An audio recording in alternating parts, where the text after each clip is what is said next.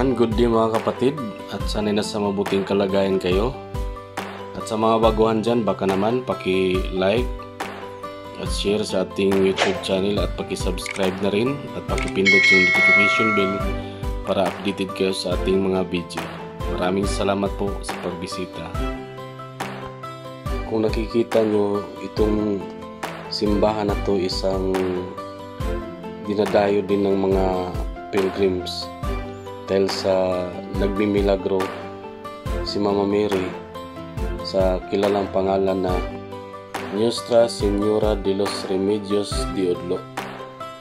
Ito ay matatagpuan sa north na bahagi ng Cebu sa province. 3 to 4 hours ang travel nito sa city ng Bugo City. Mula sa main highway nasa 30 minutes. Ayon sa history ng simbahang ito ay nagsisimula sa story ng isang fisherman noong 1930. Siya ay namamalaot nung unang hagis siya ng lambat o baling ay wala siyang nakuhang isda kundi isang pirasong kahoy lamang.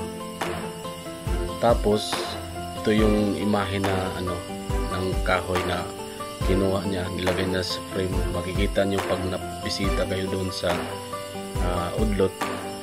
Pangalawang hagis niya, wala siyang nakuha hanggang sa panghuling hagis niya, pangatlo, may nakuha na siyang isda.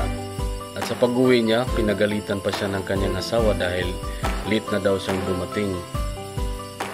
Ganun pa man, may plano sana yung asawa niya na gawing panggatong yung kahoy, kaya lang nung gabing yun, na naginip yung asawa niya na wag daw gawing panggatong o wag galawin yung kahoy na yan dahil darating ang panahon na may halaga yan sa buhay nyo sa takdang panahon.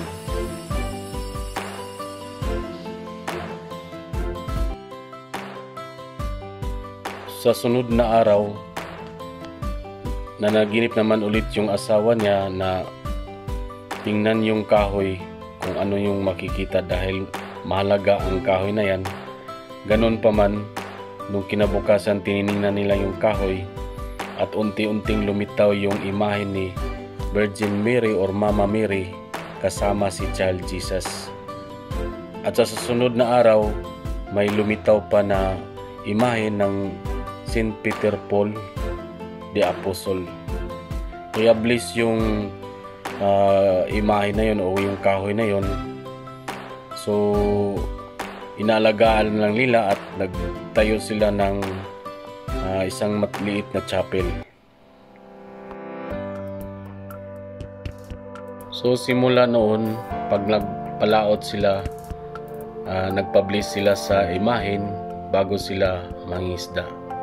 At saka na-establish tong simbahan na to noong 1980, pero ang story niya nag-start siya ng 1930. So ganun pa man, marami nang dumadayo dito na mga tao kahit sa buong bansa, lalo na dito sa Cebu. Dinadayo to ng mga tao lalo na pag first Saturday of the month, mayroon silang dawn procession, foot procession.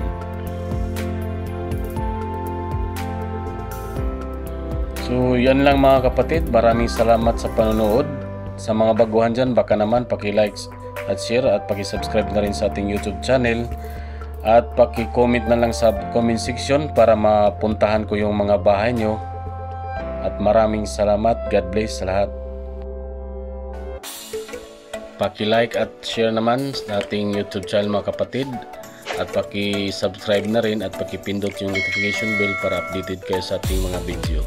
Please subscribe Guapong Shorty channel, Efren Oculars Vlog, Manay Tinang, DGC Vlog, Tej Fuentes, Meldodong Vlogs, Tospits Myra channel, Sub2 Music, Biyahero Adventures TV, Francisco Aureliano, Alcasista Reading, Kaagotayno, Arnold Malingin TV, Rahaw Donica Los Santos, Mine Tulips, Hilikim Vlog, Kantani Jin, Piryong JR TV, Yuli Galito, Angkas Mas TV, Mad Silin, Angkol Manoy, Dolgons TV, Super Badlungon TV, Pinay Morina USA, Dong Joms Vlog, Tikol TV, Maria Chukutani, Dapasaway Channel, Real Food Channel, Tata Milba Vlogs, Jojo ID, Merna Suma Vlog, Glenn Johnson Vlog, Rich Rondero, Mark The Trying Hard at Isra ADB. Maraming salamat po at God bless sa lahat.